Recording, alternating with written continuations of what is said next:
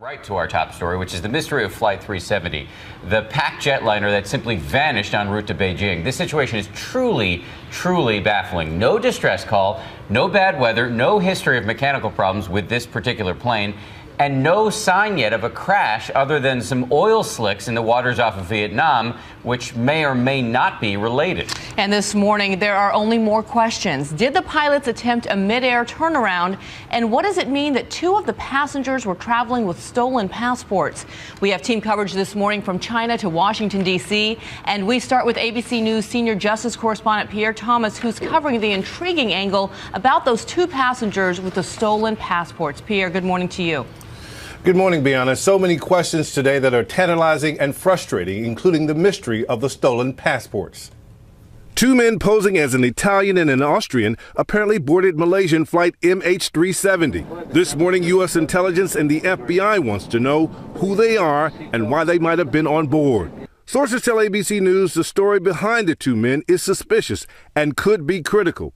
Were they drug smugglers? Were they terrorists, sources asked, or none of the above? On the issue of the passports, I'm in touch with the international intelligence agencies. At the same time, our own intelligence has been activated. Authorities were blunt. Given the lack of evidence, terrorism cannot be ruled in or out. We are looking at all possibilities. Malaysian authorities say they've identified surveillance video from security cameras at the airport that they will use to identify passengers aboard the flight. Those images will be compared to photographs of terrorism and criminal suspects from around the globe. The Austrian Foreign Ministry told ABC News that one of its citizens supposedly on the flight was, quote, safe and sound in Austria. The only Austrian listed on the manifest is Christian Kozel. Italian authorities say none of their citizens were on board either. The parents of Luigi Morelli told Italian TV their son had called them to say he was okay, despite the fact his name was on the flight manifest. Both passports were apparently stolen in Thailand. While the U.S. government has not discovered any evidence of terrorism, the FBI and intelligence agencies are reviewing all the names on the flight manifest and will compare them to relevant criminal and terrorism databases. Malaysian officials say in addition to the two passengers with stolen passports, at least two other passengers are drawing scrutiny, but they did not say why. The FBI is planning to deploy forensic investigators to assist in the case, but a lot of work is already underway. Bianna? And Pierre, more about these two passengers with the stolen passports. How in this post-9/11 world were they able to get on that plane? Is there a global central database where stolen passports are reported and can be checked on before passengers board? That's true, there is. The question is whether both passports were entered into the international database, and did the Malaysian officials bother to check? Sources tell me the standards vary from airport to airport internationally. And even more baffling, one of these passports was reported stolen 2 years ago. That's right. All right. Thanks. All right, thanks to Pierre. Well, we're going to turn now to the complicated and difficult task of finding the cause of the crash, starting with the recovering of the all-important black boxes on board. ABC's David Curley looks at the flight's timeline for clues. And David, we're learning that this plane may have turned around just before it disappeared. What could that indicate? Bianna, it's really hard to know. Were they really trying to turn around, or were they just making a turn as part of the route? This came out of the Transport Ministry in Malaysia. We've been getting a lot of conflicting information over the last couple of days. Really here, the key are the black boxes and when we can find them and the secrets that they contain. As you heard already, the search is on again for those boxes. But this morning, we really have more questions than answers. This is the actual 777 that is missing.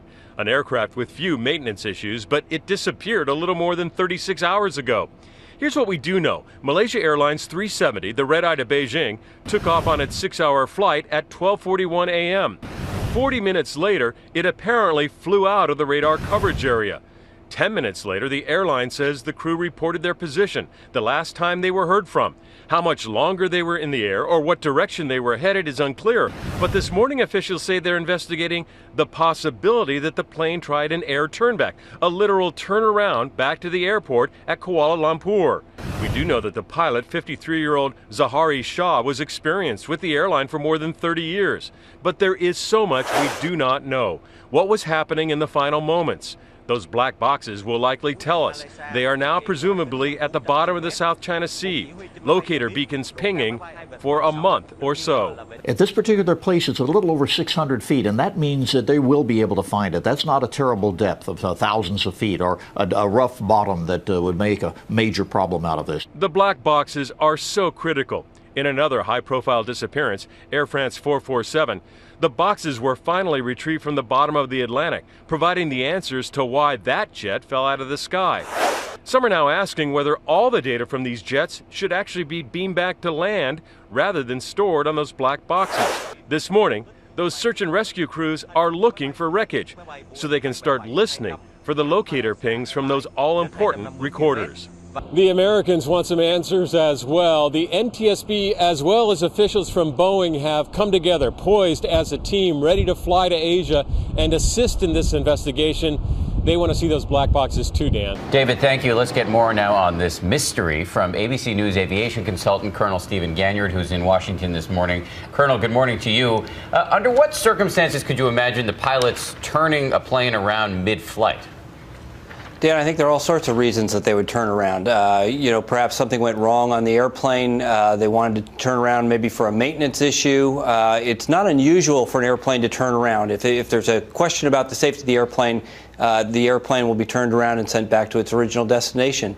My question is this a we think they turned it around, or maybe, or we have some definitive clues? I'm still quite skeptical of this. Yet another one of the many unanswered questions surrounding this incident. David Curley raised something in his piece that I want to ask you about. In this day and age when we have so much technology at our disposal, why are the black boxes not transmitting information directly to land rather than us having to go to the bottom of the ocean to retrieve them every time? It's a legitimate question, and that was actually raised after the Air France crash off the coast of Brazil. Why not just transmit some of this data through satellite links and be able to, so that we always have track of where these aircraft are and the health of the aircraft at the time? So that's an initiative that's sort of moving forward. But up to this point, it's been a question of technology, having enough satellites in the right place, paying the cost of having this data transmitted. So it's a cost-benefit analysis, but I think that you'll see a real impetus to change the way business is done transoceanically. And Colonel Ganyard, we really appreciate your analysis on this Sunday morning. Thank you very much.